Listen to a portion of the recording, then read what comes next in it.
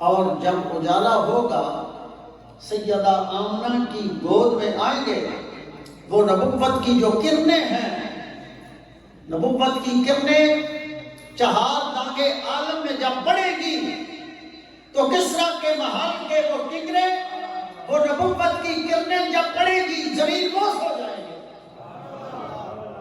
شام کے محلات چمک اٹھیں گے، مشرق سے مغرب، شمال سے جنوب تک روشنیاں پھیل جائیں گی، اندھیرے چھٹ جائیں گے۔ وَإِنْ قَالُوا مِنْ قَبْلُ لَفِي ضَلَالٍ مُبِينٍ کہ حضور کی آمد سے پہلے ہر طرف اندھیرا، دلالت و گمراہی کے سوا کچھ نہیں تھا۔ انسان جانوروں سے بھی آگے بڑھ چکا تھا، بھائیوں کا قتل، بیٹیوں سے زیادتی، عکاظ کی منڈی پہ والدین کا بیچا جانا، خالہ کی تمیز نہیں، باپ اپنی بیٹیوں سے منہ کالا کر کے زیادتیاں کر رہے تھے، پڑوسی کے حقوق کی تو بات ہی نہ کرو۔ اگر انسان کے اندر وہ انسانیت کا ایک پہلو بھی نہیں باقی بچا تھا، جب قرآن کہے وَإِنْ قَالُوا مِنْ قَبْلُ لَفِي ضَلَالٍ مُبِينٍ، گمراہی اب پورے عروج پہ ہے، گمراہی عروج پہ، خانہ کعبہ میں ننگے طواف، خانہ کعبہ بت خانہ بن چکا، شرق سے غرب، شمال سے جنوب تک اندھیرے کے سوا کچھ نہیں، گمراہی اپنے پیک پوائنٹ پہ پہنچ چکی۔ میرے محبوب اب تشریف لائیے، وَمَا أَرْسَلْنَاكَ إِلَّا رَحْمَةً لِلْعَالَمِينَ کا وہ تاج پہن کر آئیے تاکہ یہ سارے اندھیرے چھٹ جائیں، روشنیاں مل جائیں۔ وہ ماں جس سے زیادتی کی جا رہی ہے، اس کی آہو بکا، اس کا نالا و فریاد، آہیں بلند ہو رہی ہیں آسمانوں کی جانب، عرش کے پائے کو جا کے ٹکرا رہی ہیں۔ وہ والد منڈیوں پہ بکنے والا، اس کی آہو پکار اللہ کے عرش کے پائے کو جا کر چھو رہی ہے۔ وہ بیوہ جس کا خامد دنیا سے چل بسا اور اس کو بھی ساتھ ہی زندہ درگور کیا جا رہا ہے یا جلایا جا رہا ہے، اس کی آہ و پکار بھی آسمانوں کی طرف بلند ہے، مولا تیرا لاڈلا کب آئے گا جو 25 سال کی ظاہری عمر میں 40 سال کی بیوہ خدیجہ سے نکاح کرے گا تو بیوہ خواتین کو بھی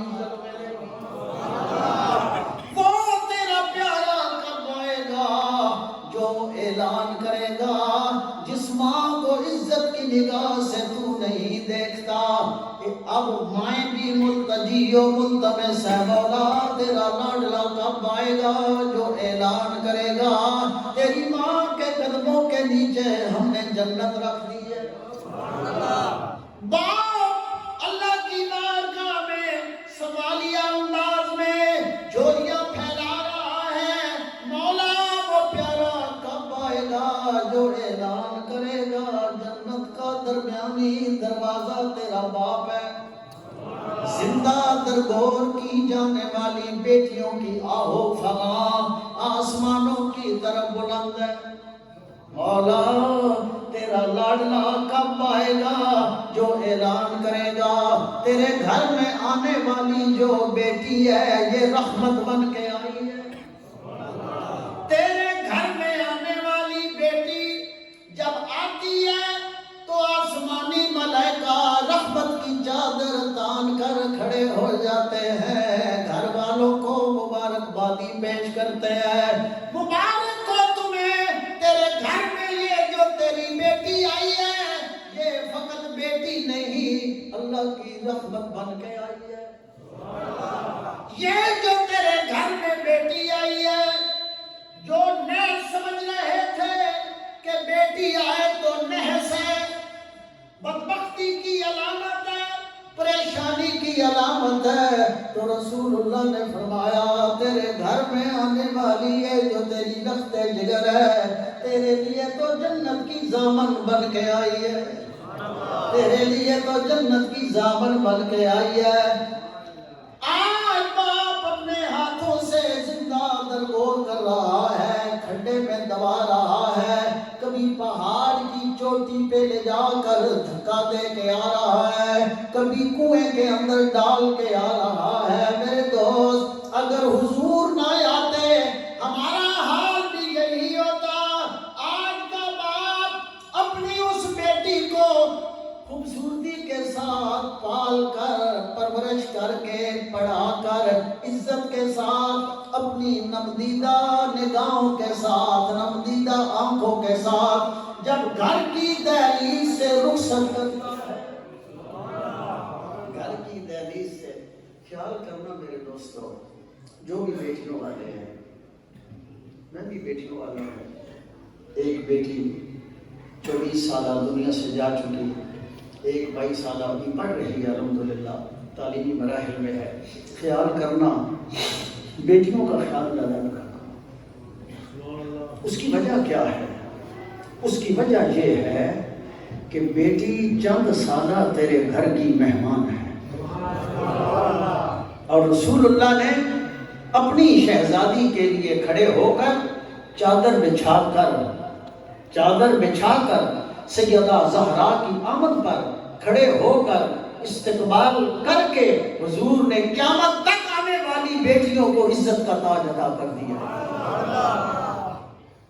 حضور نے سیدہ حلیمہ کی آمد پر چادر بٹھا کر آنے والی ماں کو عزت کی رضا عطا کر دی ہے۔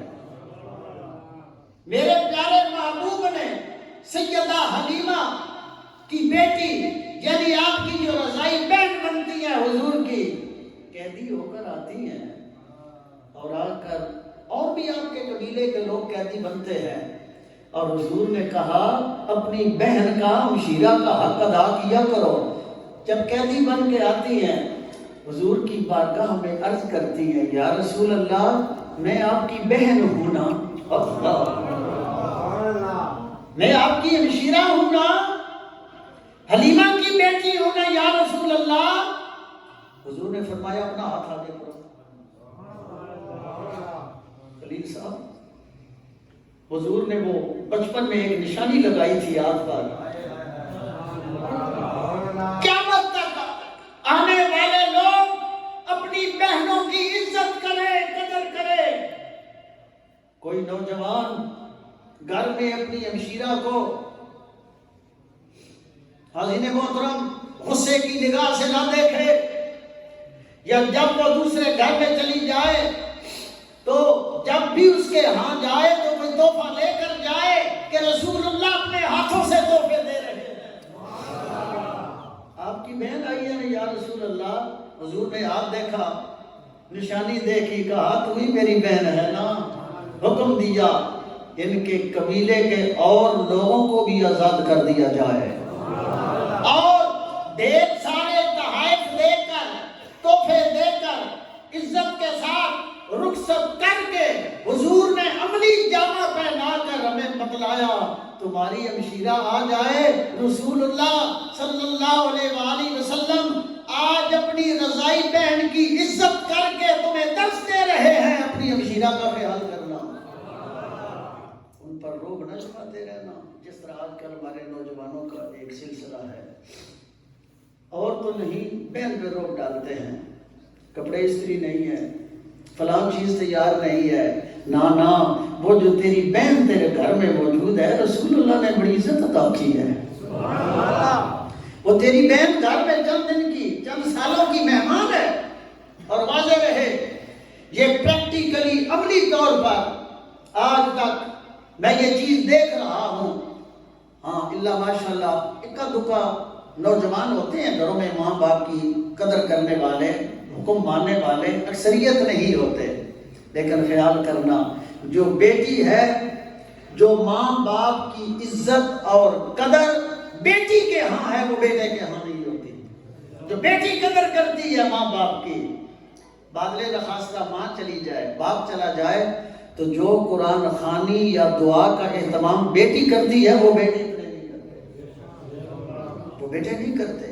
حضور آئے، ہم کیوں میلاد مناتے ہیں؟ حضرت قبلہ بھی چلے گئے ہیں یا ادھر ہی ہوں گے، آپ سورہ ابراہیم کی آیت نمبر 36 سے اقتباس پیش کر رہے تھے۔ سورہ ابراہیم کی آیت نمبر 36 سے ابراہیم علیہ السلام کا قول پیش کر رہے تھے۔ وہ قول کیا ہے؟ فَمَن تَبِعَنِي، جس نے میری تابع فرمانی کی،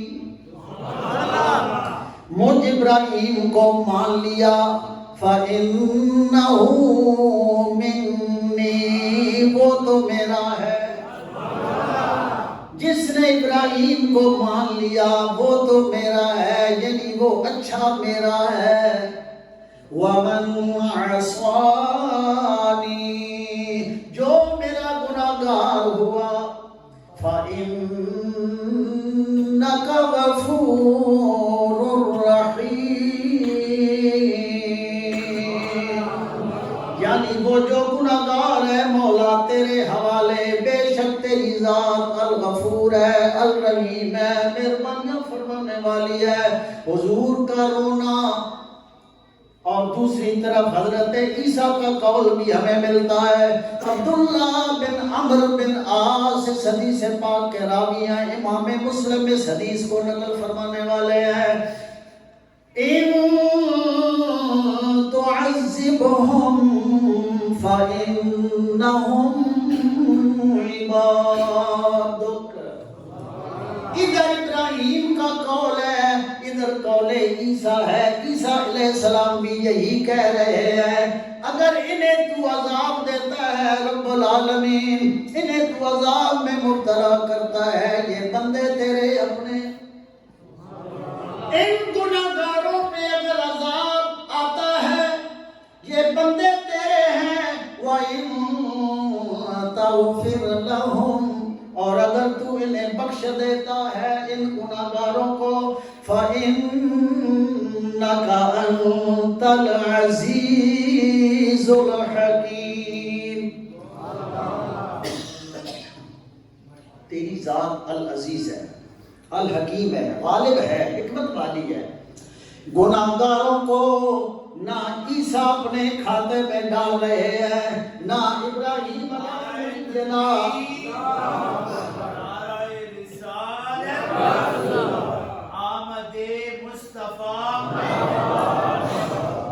نہ حضرت عیسیٰ گناہگاروں کو اپنے دامن نبوت میں چھپانے کے لیے تیار ہیں، نہ ابراہیم چھپانے کے لیے تیار ہیں۔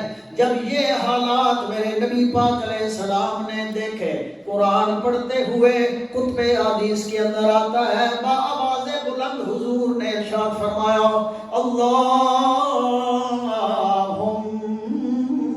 امتی، اے اللہ میری امت۔ جبریل جاؤ میرے محبوب کی بارگاہ میں، محبوب رو رہے ہیں اور موتی آنکھوں سے ڈھلک کر آپ کے چہرہ انور سے نیچے گر رہے ہیں، پتہ کرو نا کیوں محبوب رو رہا ہے۔ پتہ ہے علیموں پہ ذات کی صدور ذات ہے وہ، لیکن وہ نوکر کو اس لیے بھیجا جا رہا ہے کہ وہ بھی اپنی نوکری پوری کرے نا، وہ اپنی جو خادمانہ شان ہے وہ بھی تو حضور کے قدموں میں جائے، قیامت تک آنے والے لوگوں کو پتہ چلے جبریل جن کے در کا ادنا غلام ہے، یہ سارے لوگ جان لے مدینے میں کون ہے، لوگوں کو پتہ چلے مدینے میں کون ہے۔ جبریل آتا ہے، پوچھتا ہے، یا رسول اللہ، رب کائنات پوچھ رہے ہیں رونے کی وجہ۔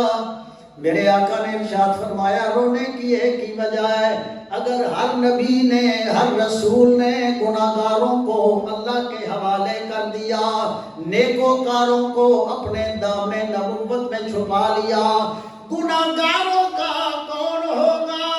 جا میری طرف سے رب کریم کی بارگاہ میں عرض کر دے کہ تیرا محبوب یہ کہہ رہا ہے، یا اللہ جتنے بھی نیک ہیں تیرے، جو گناہگار ہیں مجھ محمد کے،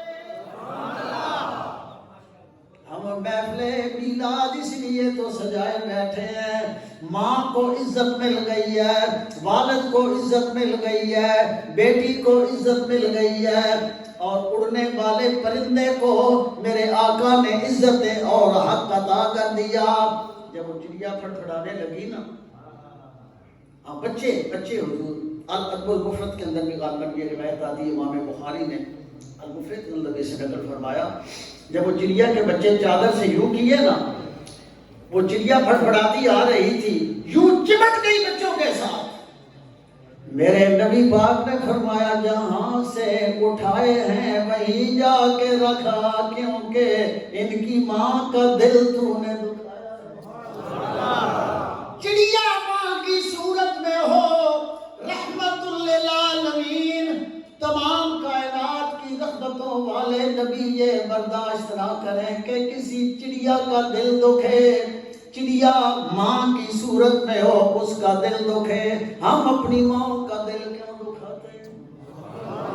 حضور تو اس چڑیا کا دل دکھے تو غلام کو حکم ملے جاؤ رکھ کے آ جاؤ، جہاں سے یہ بچے اٹھائے لے جاؤ۔ میرے پیارے نبی پاک علیہ السلام کے غلاموں، فتح مکہ کا موقع ہو، قافلہ آ رہا ہو، راستے میں ایک کتیا اپنے بچوں کو دودھ پلا رہی ہو، فتح مکہ کے موقع پر قافلہ آ رہا ہے، حضور کے غلاموں کا صحابہ آ رہے ہیں، اور جب کوئی کتیا اپنے بچوں کو دودھ پلا رہی ہو، کوئی قریب جا کے دیکھے نا۔ میرا بھی تجربہ ہے، آپ کا بھی، دیہاتیوں کا زیادہ تجربہ ہے، شہریوں کو اتنا تجربہ نہیں ہے۔ جب وہ غراتی ہے، غصے کا اظہار کرتی ہے، ہاتھ بڑھا کر دیکھنا ذرا آگے، وہ اشر کیا کرتی ہے؟ جب غرائی، کملی والے چونکہ اس کے لیے بھی رحمت بن کے آئے، اگرچہ وہ نجس ہے اس کے لیے بھی میرے آقا رحمت بن کے آئے ہیں۔ میرے آقا نے فرمایا اے غلام کو یہاں پر کھڑا ہو جا، یہاں پر کھڑا ہو جا، جب تک ہمارا قافلہ یہاں سے گزرتا ہے اس کتیا کو یقین ہو جائے کہ میرے بچوں کو کوئی اٹھانے والا نہیں ہے، اطمینان سے اپنے بچوں کو دودھ پلا لے۔ وہ مصطفیٰ جو نجس مخلوق کے لیے بھی رحمت بن کے آئے، تو جو اللہ کے گھر میں بیٹھ کر اس کے محبوب کا ذکر کرے، اس کی شانیں بیان کریں، اس کے ترانے پڑھے، ان پر میرے آقا کی رحمتیں کیسی، کتنا کرم ہوگا۔ اور حدیث کی کتابوں میں یہ بات ملتی ہے، ابو ہریرہ راوی ہیں، اگر کوئی فحشہ عورت، زمانے کی بدکارہ، اگر پیاسے کتے کو پانی پلا دے، میرے نبی پاک فرمائے اس پانی پلانے کی وجہ سے اللہ نے اسے جنت عطا کر دی ہے۔ پیاسے کتے کو کوئی پانی پلائے، کنویں کے کنارے جہاں بلک پڑا ہو، اور گزرنے والی زمانے کی گناہگار اپنا دوپٹہ اتار کر اسے بھگو کر اپنا موزہ پانی میں ڈال کر، یہ اللہ کی مخلوق ہے، اگر پیاسے کتے کو پانی پلائے رب کو رحم آ جائے۔ مخلوق تو میری ہے، مخلوق تو میری ہے، میری مخلوق سے اس عورت نے پیار کیا ہے۔ پانی پلانے کی وجہ سے ابو ہریرہ فرماتے ہیں حضور کا یہ فرمان، اگر کتے پیاسے کو فحشہ عورت پانی پلائے، اللہ کو رحم آ جائے، زندگی کے گناہ دھو دیے جائیں، جنت کی حقدار بنا دی جائے، تو جو حضور کا امتی ہو وضو کر کے اللہ کے گھر میں آ کر رسول اللہ کی محفل سجا ڈالے، اس کے گناہ کیوں نہ صاف ہو، اس کے گناہ کیوں نہ دھلے۔ اگر نجس مخلوق کا حق کوئی ادا کرے، اللہ اسے معاف کر دیتے ہیں۔ اس کائنات کے اندر حقوق العباد کے اندر جو پہلا حق ہے وہ ذات محمد مصطفیٰ کا ہے۔ اس مخلوق کے اندر پہلا اعلیٰ حق جو ہے وہ حضور کی ذات کا ہے۔ یہ تو قاضی ایاز مالکی اندلسی سے پوچھیں۔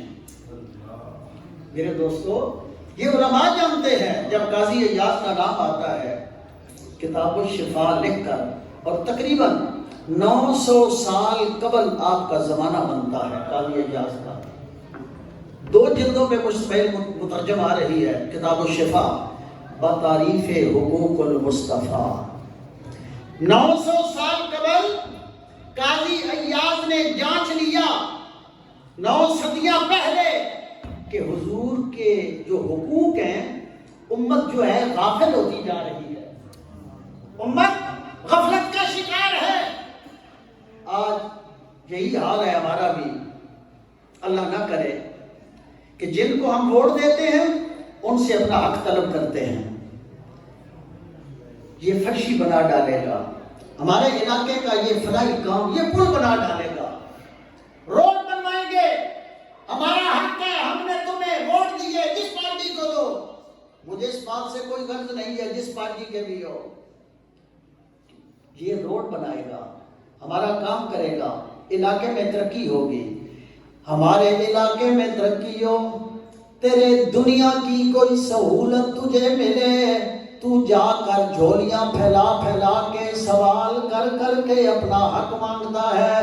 یاد رکھ، سورہ حجرات اٹھا لے، اللہ کا قرآن، قاضی ایاز مالکی نے قرآن کی آیتیں درج کر کے، حدیث مصطفیٰ درج کر کے لوگوں کو بتلایا۔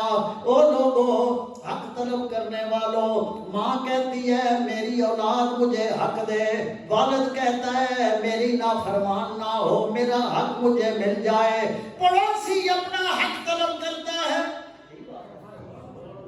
پیر و مرشد اپنا حق مانگتا ہے، استاد شاگرد سے حق مانگتا ہے۔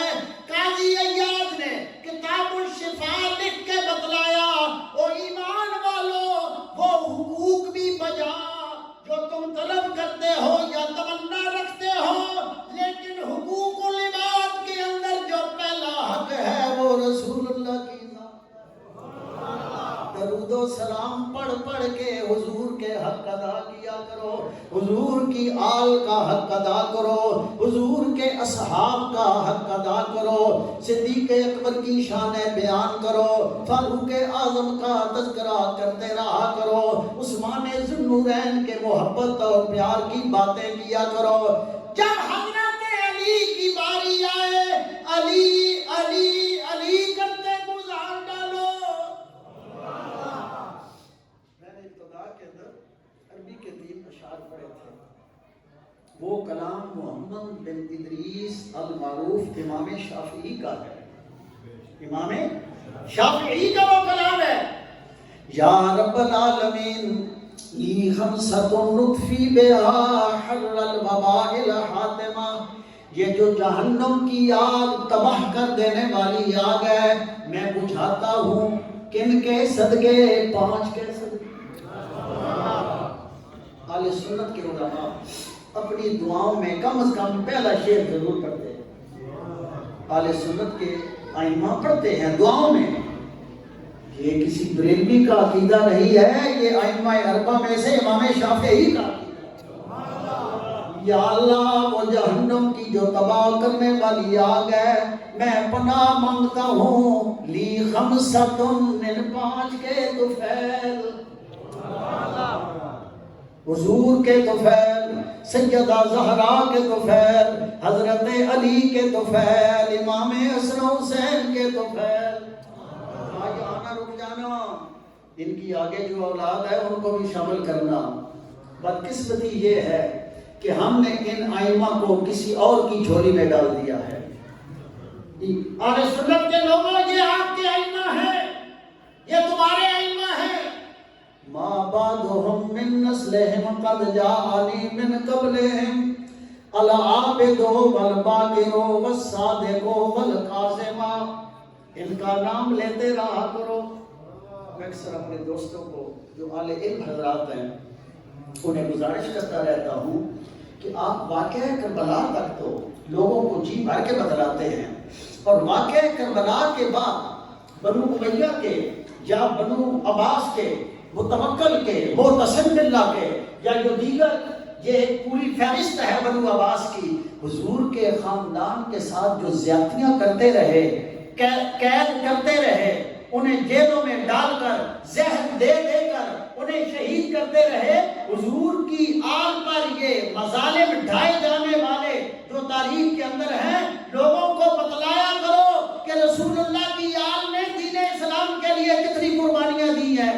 یہ امام حسین کی ذات تک محدود نہیں ہے، یہ آگے بھی بڑی بڑی ہوئی ہے۔ حضور کی آل کے دروازے کو کھٹکھٹانا، شافعی کے پاس ہی آ جاتے ہیں۔ جب بھی قرآن پاک کے حوالہ سے، حدیث پاک کے حوالہ سے یا فقہ کے حوالہ سے جب کوئی مشکل پیش آتی، امام شافعی سیدہ نفیسہ طیبہ طاہرہ کا دروازہ کھٹکھٹا کر قرآن کا نور حاصل۔ نفیسہ کون ہے؟ آپ کے والد گرامی کا نام بھی حسن ہے، اور آپ امام حسن مجتبیٰ کی پڑپوتی ہیں، مصر میں آپ کا مزار ہے۔ امام شافعی جب بیمار ہوتے، شہزادی کے بارگاہ میں خادم کو بھیجتے، جاؤ رسول اللہ کے خاندان کی عظیم ہستی جا کر عرض کر دو، اور میرا ایمان ہے جب وہ دعا کریں گی تو اللہ پاک میرے اوپر کرم کر ڈالے گا۔ جب امام شافعی بیمار ہوتے، تکلیف ہوتی، کوئی پریشانی ہوتی، سیدہ نفیسہ کے پاس پیغام بھیجا، اور آپ فرماتے ہیں جب بھی میں نے پیغام بھیجا اللہ نے سیدہ کی دعا کی خیر مجھ پر کرم کیا، میرے اوپر مہربانیاں فرمائیں، میرے اوپر مہربانیاں فرمائیں، میرے اوپر اللہ کے کرم ہوئے۔ میرے دوستو، حضور کا ذکر کرنے والوں، ایک چھوٹا سا سوال ہے، میں نے کالجوں کے اندر کیا، یونیورسٹیوں کے اندر کیا، جب کہیں مجھے موقع ملا حضور کا ذکر کرنے کا، کشمیر کے کالجز کے اندر، ڈگری کالج، انٹر کالج، میں نے کہا یارو آپ ہر سطح کے پروفیسر صاحبان ہیں اور اپنے اپنے شعبے میں، اپنے اپنے ڈپارٹمنٹ میں اعلیٰ قسم کے تعلیم یافتہ ہیں، ماسٹر ڈگری ہولڈر ہیں، پی ایچ ڈی کر کے آئے ہوئے ہیں، کوئی چیز ایسی بتاؤ، کوئی ایک چیز ایسی بتا ڈالو جو تمہیں رسول اللہ کے دروازے سے نہ ملی ہو۔ انتہائی چھوٹا سا سوال، کوئی ایک چیز بتائے، کوئی انسان جو رسول اللہ کے دروازے سے نہیں ملا۔ حضور کے ممبر پہ بیٹھنے والے خطیب، حضور کے مصلی پہ کھڑے ہونے والے امام، کم از کم تجھے تو حیا آنی چاہیے، ممبر پہ بیٹھ کر یہ میرے آقا کا ممبر ہے، حضور نے تمہیں عطا کیا ہے، مصلی امامت حضور نے دیا ہے، شکر ادا کر، حضور کے مصلی پہ کھڑا ہو کر ممبر پہ بیٹھ کر حضور کے میلاد کی مخالفت نہ کر۔ یہ مصلی تجھے کہاں سے ملا ہے؟ یہ رسول اللہ کے دربار سے تجھے یہ عزتیں ملی ہیں، یہ تیرے اوپر اللہ نے مہربانیاں کی ہیں، کرم کیا ہے۔ جامی سے ذرا پوچھیں، جامی کے بارے میں اگر اجازت ہو تو میں پڑھ دوں اللہ کے ذوق کے لیے۔ آپ فرماتے ہیں جہاں روشن است از جمال محمد،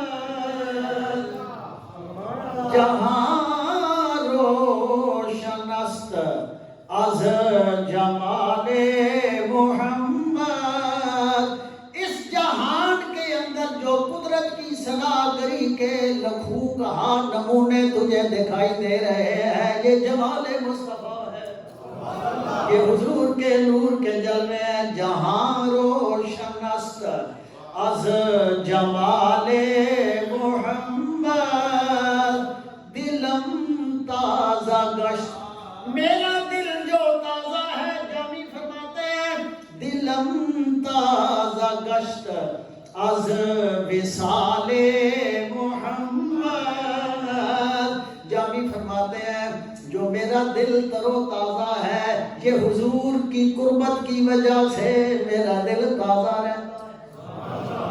با الفاظ دیگر آسان لفظوں میں اس مصرے کا ترجمہ کرو، یعنی میرے دل کی جو تازگی ہے، انسان کے دل کے اندر نور ایمان ہوتا ہے، جو میرے دل کا نور ایمان ہے، اور یہ جو تازگی ہے یا رسول اللہ آپ کے ذکر کی وجہ سے، میں آپ کی نعتیں لکھتا ہوں، پڑھتا ہوں، حضور آپ کی یادوں کی وجہ سے میرا دل تازہ رہتا ہے۔ خوشا مجلس و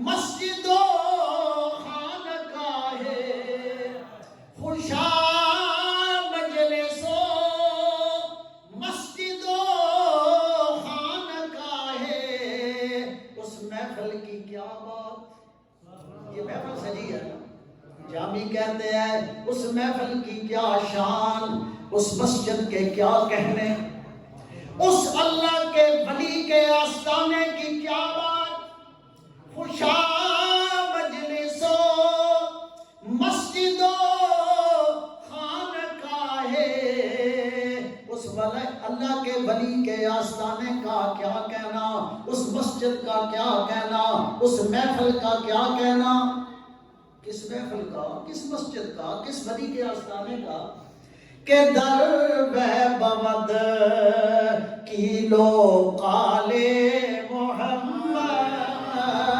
کہ در بود کیلو قالے،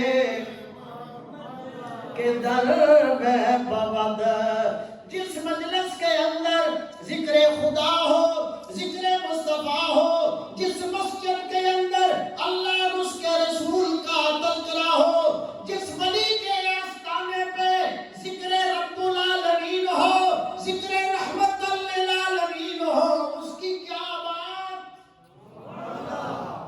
جامی نے گویا کہہ دیا محفل وہی محفل ہے جس میں ذکر خدا اور ذکر مصطفیٰ پیار سے کیا جائے، حقیقی مسجد بھی وہی ہے جس میں ذکر خدا اور حضور کے ترانے پڑھے جائیں، اور نبی کے آستانہ بھی وہی ہے، اصل آستانہ وہی ہے جس کے اندر اللہ کا تذکرہ ہو اور پیارے نبی پاک کی نعتیں پڑھی جاتی ہوں۔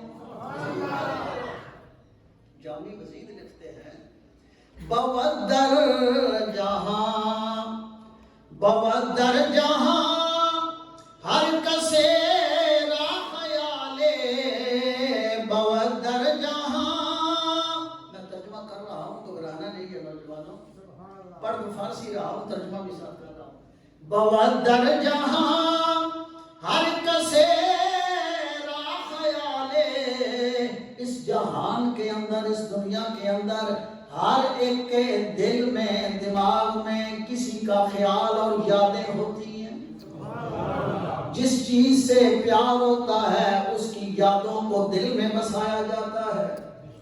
گاڑیوں سے پیار کرنے والا جب بھی دیکھو گاڑیوں کی بات کرتا نظر آئے گا، پلاٹوں سے پیار کرنے والا انہی کے بارے میں سوچتا نظر آئے گا، اسی طرح مکانوں سے زیادہ پیار کرنے والا، تاجر کاروبار سے پیار کرنے والا وہی بات ہے۔ آپ فرماتے ہیں بود در جہاں ہر کسے را خیالے، اس دنیا میں ہر ایک کے دل میں کسی کی یادیں وابستہ ہیں، لیکن جامی کے دل کے اندر ایک ہی ہے، مرا از ہما خوش خیال محمد، جامی کے دل کے اندر تو حضور کی یادیں ہیں، حضور کا ہی تذکرہ کرتا رہتا ہے، حضور کا ہی نام لیتا رہتا ہے، حضور کی نعتیں لکھتا رہتا ہے، اور حضور کی محبت کی باتیں کرتا رہتا ہے۔ بصدق و صفامی تواں گشت جامی، بصدق و صفامی تواں گشت جامی، جامی کہتے ہیں میں دل کی سچائی سے یہ بات اعلان کر رہا ہوں، بصدق و صفامی تواں گشت جامی، کہ جامی کون ہے؟ آپ فرماتے ہیں غلام غلامان آل محمد، غلام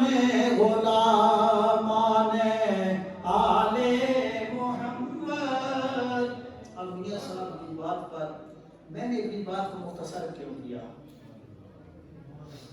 یاد رکھیں، ایک حدیث میرے ذہن میں آ رہی تھی، نماز جاری ہے، حضور کی جماعت، صحابہ پیچھے کھڑے ہیں، بچے کے رونے کی آواز آئی، میرے آقا نے نماز کو مختصر کر دیا، مختصر سے قرآن قرات کو مختصر کیا، سلام پھیرا، سوال ہوا، کملی والے آج نماز آپ نے بڑی چھوٹی پڑھائی ہے، قرات کو مختصر فرما دیا۔ میرے آقا نے فرمایا ہاں بچے کے رونے کی آواز آئی۔ نماز رب کی ہو، امام مصطفیٰ بنے ہو، مقتدی صحابہ پیچھے کھڑے ہو، بچہ رو پڑے تو حضور عملی طور پر قرآن کی قرات مختصر کر کے بتلائے۔ اگرچہ نماز رب کی ہے پر مصطفیٰ کو مخلوق کے حقوق کا زیادہ خیال ہے۔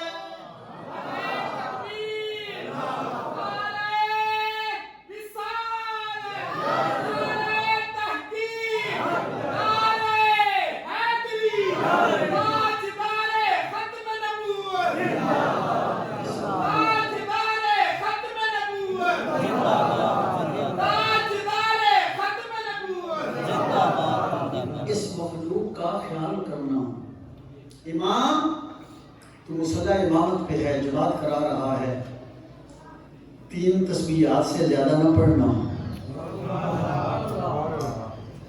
قرات کو مختصر رکھنا۔